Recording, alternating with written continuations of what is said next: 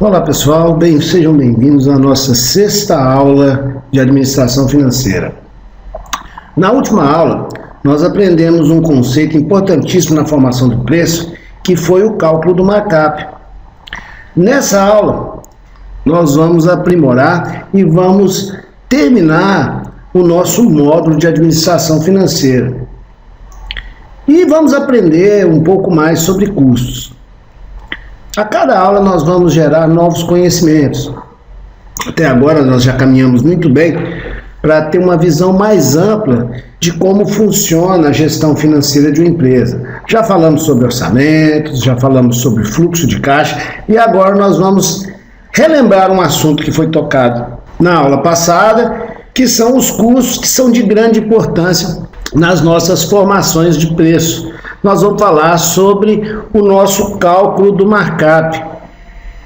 Nós vamos aprimorar um pouco mais o nosso conhecimento a respeito desse cálculo do markup.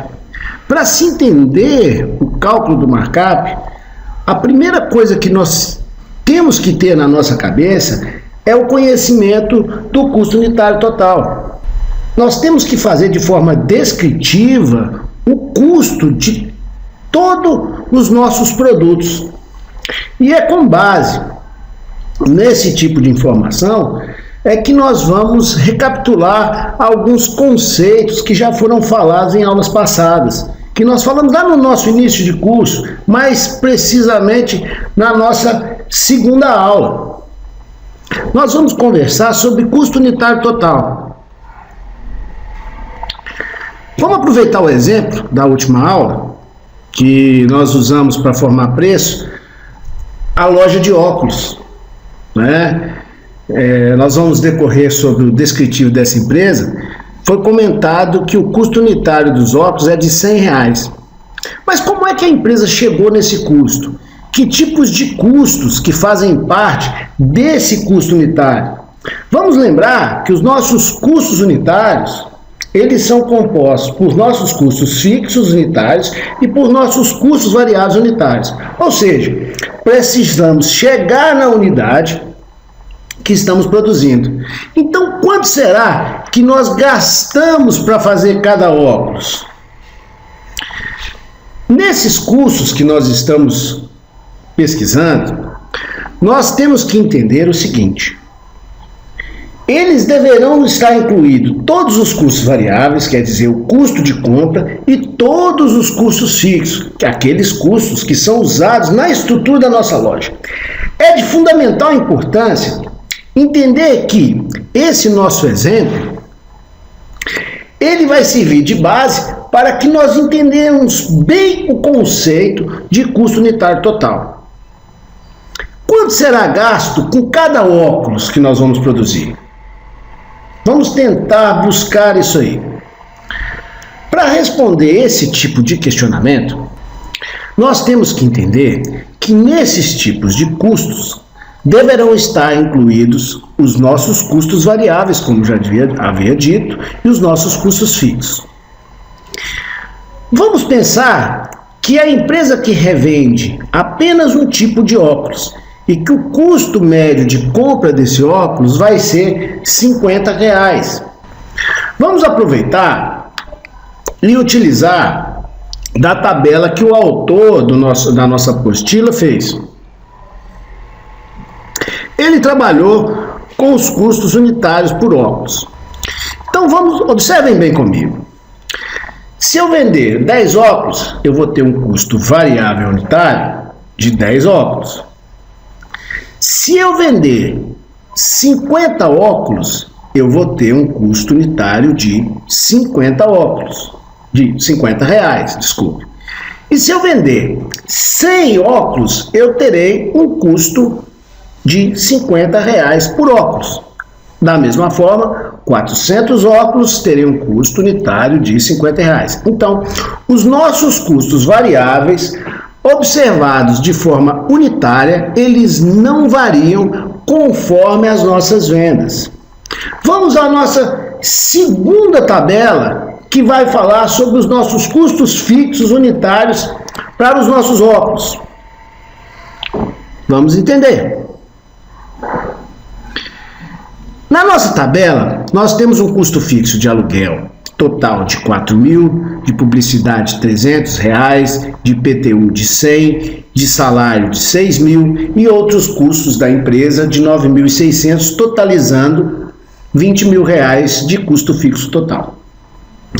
Se eu vender 10 óculos, eu pego esse total de custo fixo e rateio pela quantidade vendida. Então quer dizer, 20.000 dividido por 10, eu vou ter um custo unitário por óculos de 2.000. Da mesma forma, se eu vender 50 óculos, terei um custo unitário de R$400. Se eu vender 100 óculos, terei um custo de 200. E se eu vender 400, terei um custo de 50. Nós podemos observar o seguinte, que os nossos custos fixos, eles caem conforme a nossa venda. Isso observado de forma unitária. Vamos observar isso aí com um gráfico para ficar mais fácil de entender esse tipo de informação.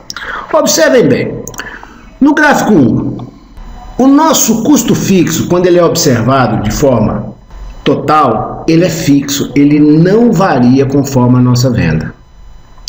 Já quando nós observamos o mesmo custo fixo de forma unitária, ele é decrescente conforme o aumento das vendas, quer dizer, ele diminui a cada aumento de unidade vendida.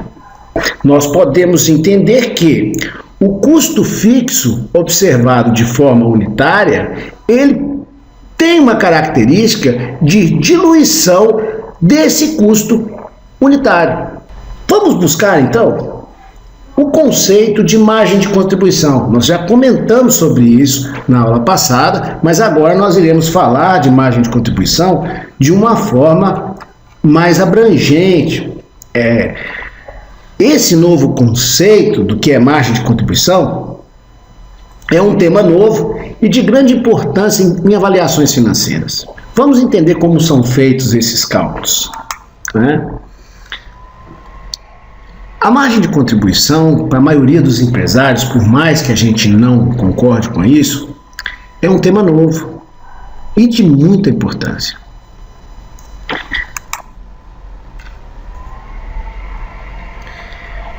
Vamos fazer o conceito da margem. É muito comum, em área de finanças, a gente ouvir o termo margem. Margem de lucro, existem margem líquida, margem antes dos impostos. Esse conceito de margem nós escutamos a todo momento quando nós falamos sobre margem. Sempre que usamos esse termo margem, vai significar que nós estamos dizendo que é uma relação entre o volume de recursos que entra e entre o volume de recursos que sai no caixa. Aí nós já encontramos um termo que a gente chama de margem bruta. Já encontramos outro que é chamado de margem líquida. Existem as margens antes do imposto, ou seja, nós podemos observar que essas relações entre receita e que em alguns momentos com os pagamentos que vão sendo efetuados, eles buscam isso que a gente chama de margem. Agora, vamos conversar a respeito dessa palavra nova que é a margem de contribuição. E por que ela é tão importante assim? Vamos conceituar a margem de contribuição. Vai ter um momento que ele é de fundamental importância se observar uma relação entre as saídas e entradas de caixa. Para a gente descobrir esse momento, nós temos que relembrar alguns conceitos de custos fixos, de custos variáveis e dos percentuais de marcar. Para a gente calcular a margem de contribuição, vai ser necessário que a gente busque a relação, que observe a relação entre essas variáveis. Em linhas gerais, nós podemos dizer que a margem de contribuição nada mais é do que o valor que sobra para pagar os custos fixos e para a empresa ter lucro. Vocês vão me perguntar, como é que isso? Como assim? Como é que essa margem, então, ela é calculada? Para que ela serve? Qual a utilidade disso aí? Vamos à fórmula da margem de contribuição. A margem de contribuição nada mais é do que as nossas receitas menos os nossos custos variáveis, mais as nossas receitas vezes todos aqueles percentuais que a empresa incorre, tipo impostos e comissões. É muito importante se observar isso. E a margem de contribuição, para alguns autores, ela é extremamente, incansavelmente conceituada. Vamos entender o que alguns autores falam sobre isso. Vamos falar primeiro sobre Guerreiro. Guerreiro, em 2006, ele diz o seguinte, que a margem de contribuição corresponde às receitas de vendas menos os custos variáveis e as despesas variáveis. O total da margem de contribuição deve ser suficiente para cobrir todos os custos e despesas fixas e propiciar aquilo que a empresa mais almeja, que é o seu lucro esperado. Já Prado, Cordeiro e Salanek, filho, falam o seguinte: a margem de contribuição é o valor que sobra do faturamento menos o total do custo variável. A margem de contribuição representa os custos fixos e gerar o lucro esperado. Então vamos lá. Com esse tipo de entendimento de conceito, nós agora podemos aplicar a margem de contribuição. Vamos usar o nosso exemplo do óculos. Vamos pegar, eu também busquei dentro da tabela, da apostila, uma tabela, que é a nossa tabela 18.1, que vai falar sobre a formação dos preços para uma empresa de revenda de óculos. Vamos entender. Custo variável unitário. Considera de custo variável unitário somente o preço do óculos, R$50. Os custos fixos unitários: aluguel 10, publicidade 0,75, IPTU 25, salários R$15, outros custos 24, totalizando 50. De onde ele buscou esse número, que vai dar um custo unitário total de R$100, por uma quantidade vendida esperada de 400 unidades. Aí o nosso empresário, ele busca mais algumas informações. Ele paga 5% de comissões, 15% de impostos e 30% de lucro, que ele almeja esperar. Somando todos esses percentuais, ele tem aquilo que a gente chama de 50% do cálculo do markup. Se a gente trabalhar com markup multiplicador de 2 e o markup divisor de 0,50, nós vamos ter o preço de venda igual a R$200. Agora vamos observar também em outro tipo de tabela. Observe essa tabela. Exemplo sobre o cálculo da margem de contribuição. Nós temos os nossos custos variáveis de 50 e os nossos custos fixos de 50, que vai dar um custo total de R$100. Preço de venda, faturamento, R$200. 15% de impostos, R$30. 5% de comissões, R$10. 30% de lucro, R$60. A margem de contribuição nada mais é do que o somatório, que é as nossas receitas menos os nossos custos variáveis, mais receita vezes percentuais de impostos e comissões. Nós vamos achar o quê? Um valor de R$110, que dividido pelo nosso faturamento, você achará a nossa margem de lucro, de contribuição, em percentual sobre faturamento de 55%. Então agora nós já temos todos os valores e o conhecimento de um novo indicador de avaliação financeira, que é a nossa margem de contribuição. De forma geral, nós já podemos dizer que a empresa contribui com R$110 por unidade, Ou podemos dizer também de forma percentual que essa empresa contribui com 55% da receita para pagar custos fixos e também para ter lucro. Podemos afirmar que sobra 55%, próximo da metade do nosso faturamento, para cobrir todos os nossos resultados, que será para gerar resultado positivo, ou aquilo que a gente chama de lucro para a empresa. Agora, qual a importância da margem de contribuição? A margem de contribuição ela é muito importante de ser calculada, pois ela demonstra quanto que vai sobrar do nosso faturamento após pagarmos os custos de produção. É através da margem de contribuição que nós conseguimos calcular aquilo que nós chamamos de ponto de equilíbrio. O ponto de equilíbrio vai ser o último dos conceitos que nós iremos trabalhar no nosso módulo de finanças relacionado com formação de preços. O conhecimento do cálculo do ponto de equilíbrio, ele é muito importante para que você possa trabalhar com o gerenciamento financeiro voltado para a decisão. Agora vamos fazer o conceito do ponto de equilíbrio. Como esse é um dos nossos últimos assuntos, e também acredito que um dos mais importantes, nós vamos conceituar o que é ponto de equilíbrio. Como é que calcula o ponto de equilíbrio? O cálculo do ponto de equilíbrio, ele vai dar uma informação de grande relevância para a decisão da empresa.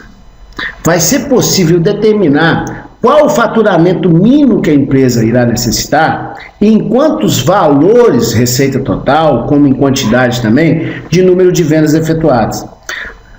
Nós vamos saber avaliar até que ponto é viável realizar a comercialização do produto, bem como o faturamento mínimo que é necessário para ser atingido. Olha a conceituação dos autores quando falam sobre ponto de equilíbrio. Guerreiro, em 2006, fala que ponto de equilíbrio diz respeito a um determinado volume de quantidade de receita em que o lucro é nulo. Esse ponto é denominado na literatura como ponto de equilíbrio. Para Prado, Cordeiro e Salanek Filho, o ponto de equilíbrio ele vai ser calculado em valor e em quantidade para saber quanto que a empresa precisa de vender para cobrir apenas o custo fixo e variável das mercadorias vendidas. É no ponto de equilíbrio que a empresa não vai ter nem lucro nem prejuízo. É no ponto de equilíbrio que nós vamos saber o quê? A finalidade do volume de receita para pagar todos os compromissos que a empresa possui e que o negócio possui para que ele não gere prejuízo. É muito importante o conhecimento do ponto de equilíbrio. E vocês vão me perguntar, aonde está a margem de contribuição nisso? A maioria dos problemas empresariais, eles estão ligados à necessidade de maximização de resultado. E principalmente quando a gente trabalha em um contexto de escassez de recursos e, na maioria das vezes, em condições adversas, que vai limitar a nossa capacidade produtiva. Esse conceito de margem de contribuição e de ponto de equilíbrio, que vai mostrar o fator limitante de produção, quer dizer, o limite mínimo, ele será de suma importância como um instrumento de controle e de otimização de recursos. Vamos calcular o ponto de equilíbrio. Eu vou mostrar para vocês de duas formas. Eu vou mostrar primeiro um cálculo de ponto de equilíbrio de forma geral e depois de forma unitária. Ponto de equilíbrio. O ponto de equilíbrio em valores nada mais é do que custo fixo dividido por margem de contribuição vezes o faturamento. E o ponto de equilíbrio em quantidade? É o ponto de equilíbrio em valores que nós temos dividido pelo nosso preço de venda. Vamos observar, através de um gráfico, como é que funciona o ponto de equilíbrio. Observem comigo. Nós temos um gráfico onde temos as nossas vendas em reais e nossa quantidade produzida. Se a gente observar de forma total, A nossa empresa, os custos fixos, eles são constantes, enquanto os nossos custos variáveis, eles aumentam conforme aumenta as nossas vendas e produção. Agora vamos entender como funcionam as nossas receitas. As nossas receitas, por um outro lado, elas já agem de forma diferente. Elas saem do zero e começam a crescer. Crescem até o momento onde ela encontra com o nosso custo variável em cima. Tá vendo quando perpassa a linha? Dessa parte, aquele pontinho que encontra a receita com o nosso custo total, aquele pontinho ele é chamado de break-even point, ponto de ruptura ou ponto de equilíbrio.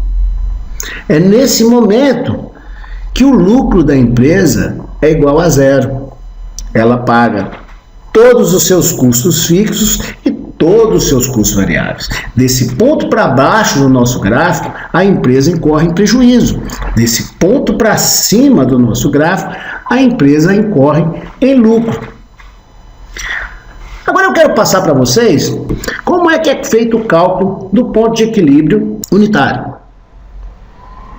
Montei até uma animaçãozinha para ficar mais fácil de se entender.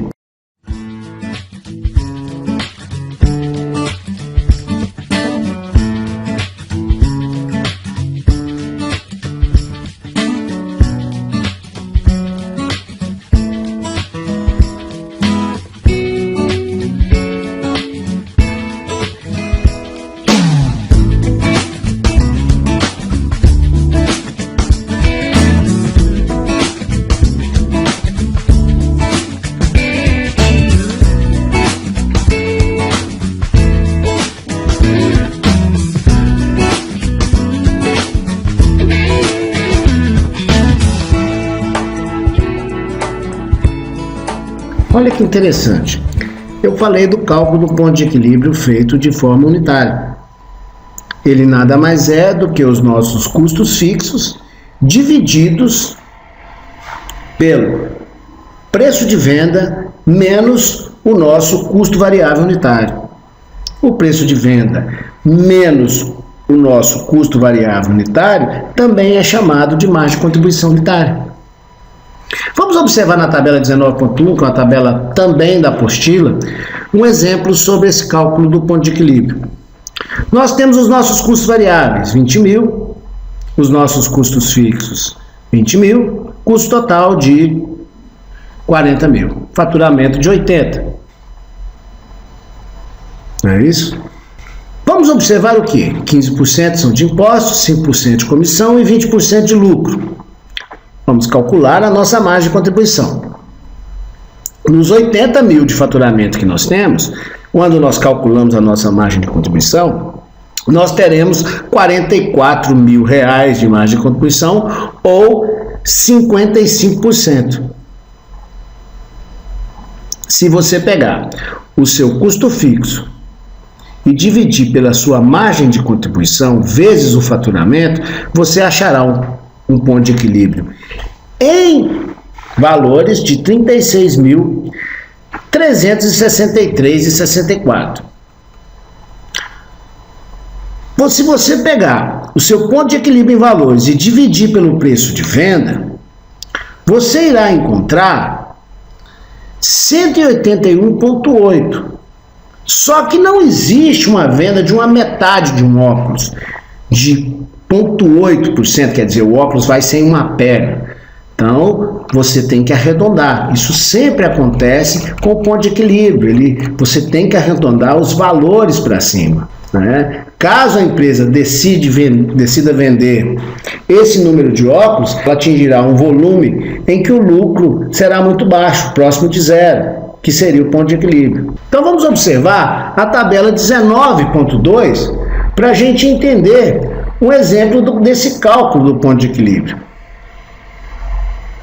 Se ela trabalhar com 400 unidades, ela terá um custo total 40 mil reais, um faturamento de 80 mil, 15% mais 2, um lucro nominal de 24 mil, lucro percentual de 30%. Se ela trabalhar com a venda no ponto de equilíbrio, que é de 181 óculos, que deveria ser 182 unidades, 181 óculos, se você montar, você vai ver que a empresa ela incorre num prejuízo de 0,25%. Agora, se ela trabalhar com os 182 unidades, ela vai ter o lucro igual a zero, né? Então, nós precisamos de entender a importância do ponto de equilíbrio de forma estratégica para as empresas. Fica claro que toda empresa, ela não pode, vamos usar a empresa do nosso exemplo, ela não vai poder vender menos que 182 óculos. Os gestores vão observar que o ideal seria trabalhar com volume de 400 unidades. Ele tem que entender também que se a turma tiver entre 182 e 400 unidades vendidas, a empresa vai ser lucrativa. E se a empresa vender mais de 400 óculos, como é que ficariam esses lucros? Se os volumes acima de 24 mil, os gestores eles precisam de observar que a estrutura fixa, que custa 20 mil, ela vai suportar a realização de mais vendas. Vai ser bem provável que a empresa vai ter que ampliar essa estrutura física caso as suas vendas aumentem de forma bastante expressiva. E vai aumentar com isso seus custos fixos e vai ter que recalcular toda essa viabilidade. Por isso também é importante que toda empresa faça aquilo que a gente chama de plano de negócio e avaliação de investimento.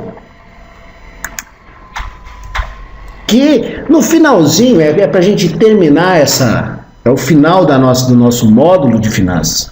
Nós vamos finalizar destacando as ferramentas que são necessárias para essa gestão financeira e para a elaboração de plano de negócio. No decorrer desse módulo, nós destacamos também alguns cálculos que devem ser feitos para verificação do retorno do investimento de uma empresa. Nós conversamos sobre, para se elaborar um plano de negócios, geração de receitas, orçamento, fluxo de caixa, gestão de custo e formação de preço, margem de contribuição e ponto de equilíbrio. Precisamos também falar de outras análises financeiras que deverão ser feitas. Para falar sobre o nosso último assunto, nós vamos falar sobre o retorno sobre os investimentos. Esse será, enfim, o nosso último assunto. Sabemos que na gestão financeira, além de todas as avaliações e de todos os indicadores operacionais que nós comentamos, ainda é necessário que nós avaliemos outros indicadores. A gestão financeira deve avaliar o retorno do investimento sobre o capital dos sócios ou dos investidores. Nessa linha, nós vamos falar por alto de dois tipos de investimento, que é o payback, análise sobre investimento, que é a TIR e a VPL, e o retorno sobre investimento. Colocarei no meu canal do YouTube algumas videoaulas com esses assuntos de forma mais detalhada.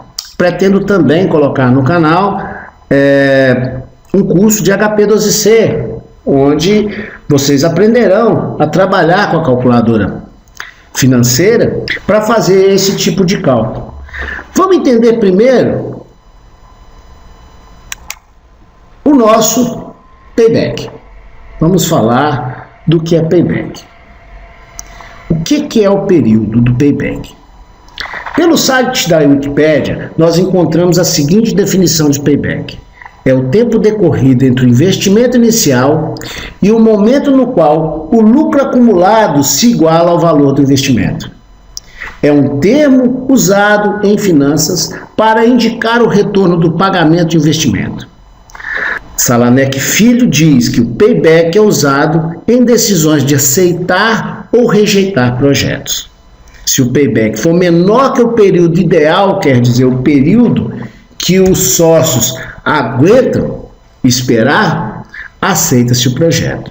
Caso contrário, rejeita-se o projeto. O que é isso? Digamos que nós temos a opção de 2 projetos. tanto o projeto X quanto o projeto Y.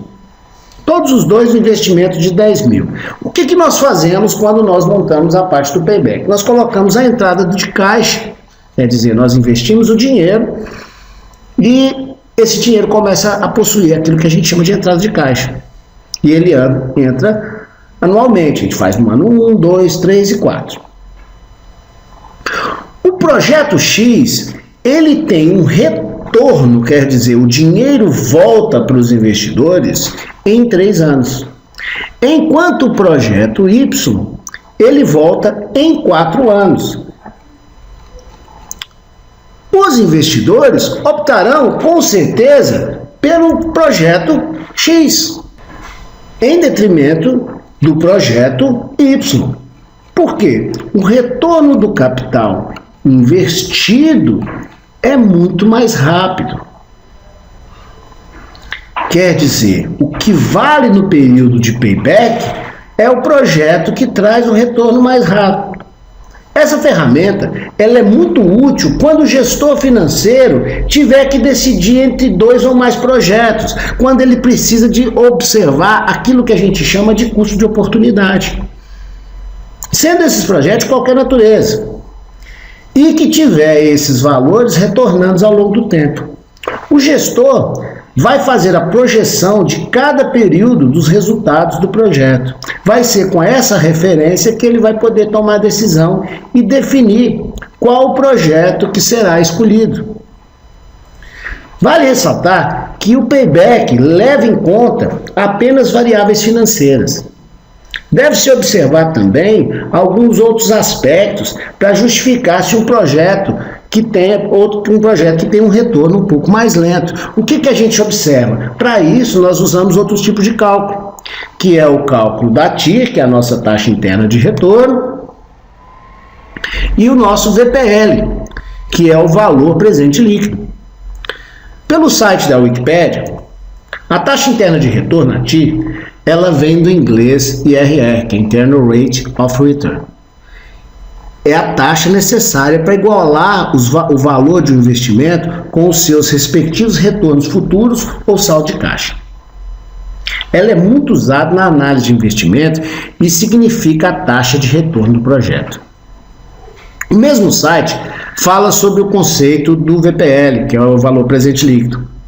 O valor presente líquido, também conhecido como VPL, é o valor atual líquido, ou método do valor atual, quer dizer, é a fórmula financeira capaz de determinar o valor presente dos pagamentos futuros descontados a uma taxa de juro apropriada, menos o custo do investimento inicial. É bom se observar que no caso do valor presente líquido, você traz as entradas de caixa ou as saídas de caixa para a época zero e compara com o investimento inicial, sabendo qual o retorno que esse investimento trará, que esse projeto trará de retorno.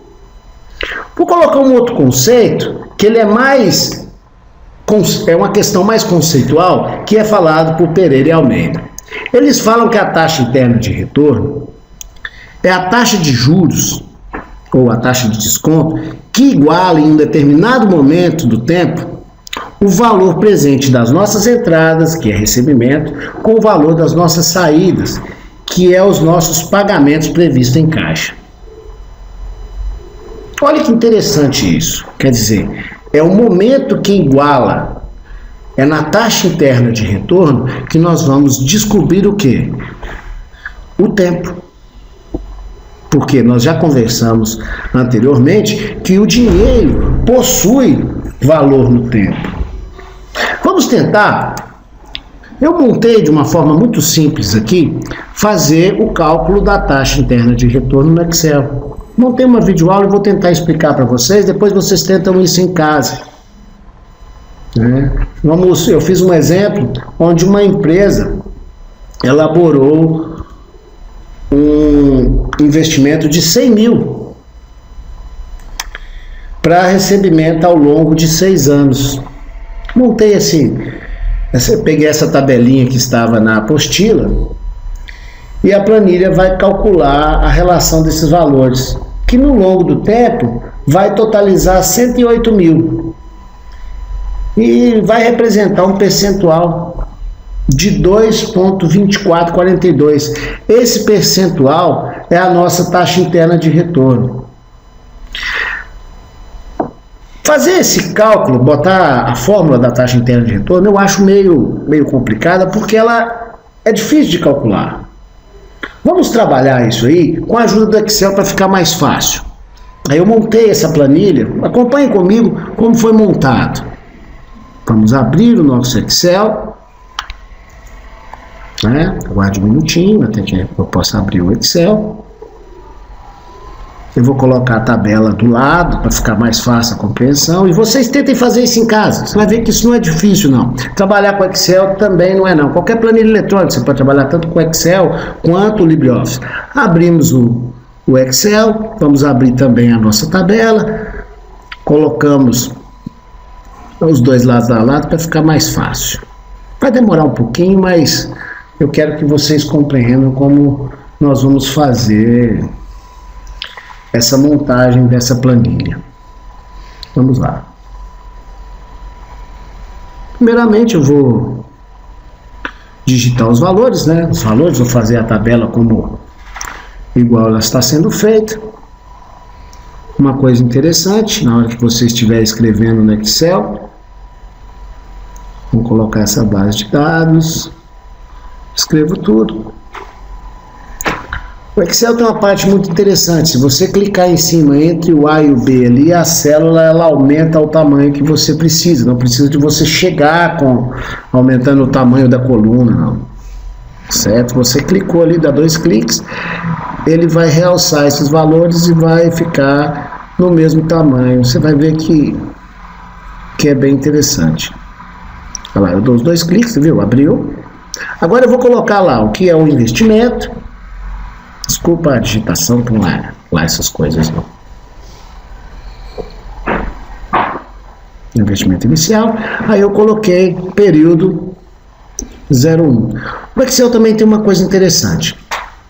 Quando você trabalha nessa lista, se você chegar no cantinho aqui, puxar e arrastar isso para baixo, ele vai seguir a sequência, não precisa de você escrever período 2, período 3, período 6. O próprio Excel já faz esse cálculo para você.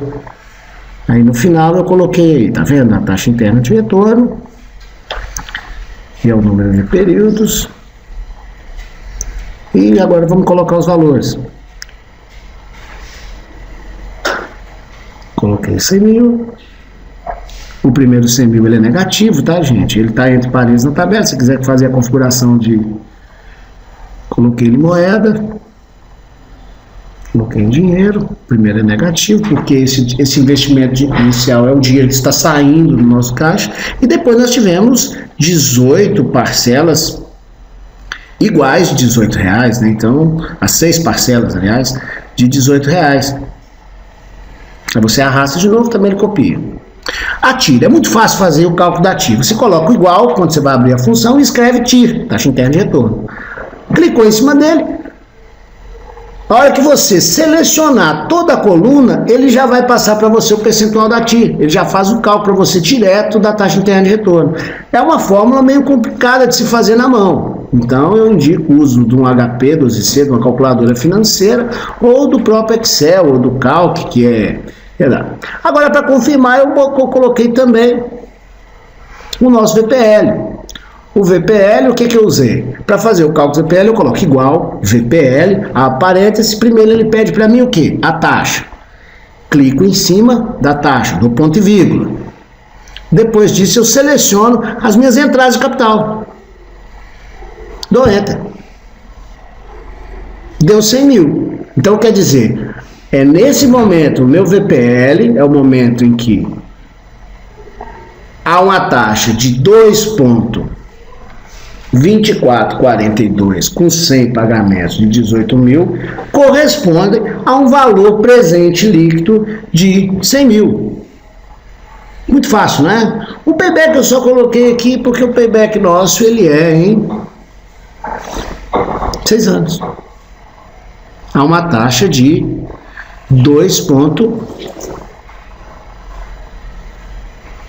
24,42.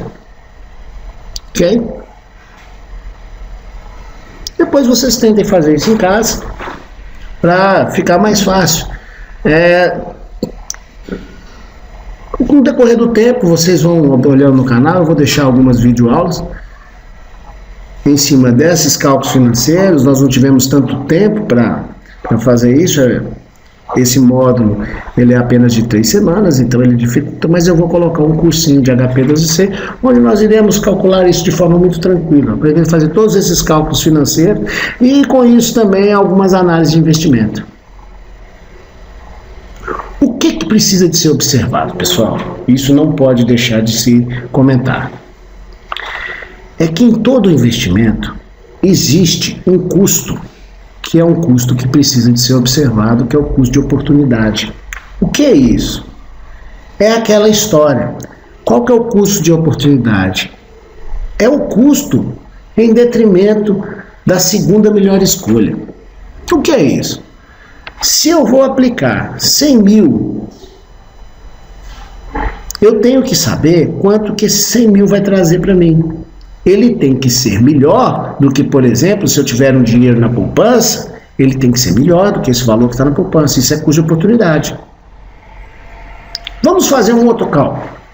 Também um cálculo que é um indicador percentual, que é a relação entre lucratividade com o capital investido, que é o famoso ROI. Geralmente, essa conta é feita da seguinte forma. É uma divisão do lucro com o valor que o dono da empresa investiu.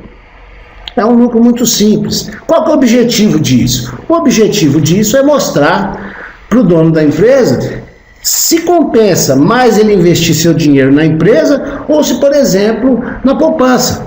O cálculo do ROI é muito tranquilo. Você vai observar ali, ó. ROI nada mais é, que é chamado como retorno do investimento, é igual a lucro dividido por investimento.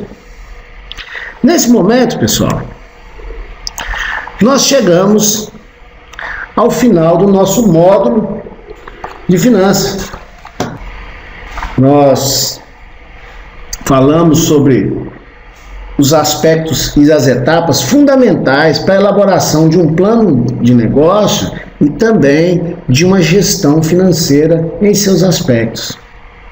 Um outro aspecto muito importante que nós tivemos nesse pouco tempo que nós conversamos é a respeito de você escolher, comparar o que é mais vantajoso se investir no negócio ou se investir naquilo que traz um retorno maior.